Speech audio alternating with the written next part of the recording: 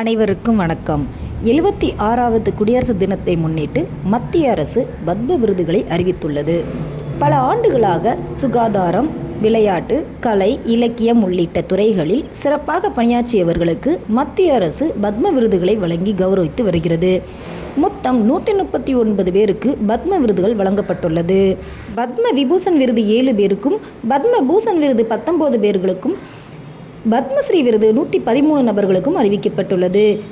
தமிழ்நாட்டில் பத்ம பூஷன் விருது நடிகர் அஜித் குமார், நடிகை சோபனா சந்திரகுமார், நல்லி குப்புசாமி செட்டி போன்றோருக்கு வழங்கப்பட்டுள்ளது. ஸ்ரீ விருது கிரிக்கெட் வீரர் ரவிச்சந்திரன் அஸ்வினுக்கும், அறிவியல் பிரிவில் MD ஸ்ரீனிவாசுக்கும், சமையல் கலையில் தாமோதரனுக்கும், கலைப்பிரிவில் சீனி விஸ்வநாதனுக்கும், தொழில்துறையில் சந்திரமோகனுக்கும், கலைப்பிரிவில் ராதாகிருஷ்ண தேவ சேனாபதிக்கும், வேலு ஆசானுக்கும், புரிசை கண்ணப்ப சம்பந்தனுக்கும் வழங்கப்பட்டுள்ளது.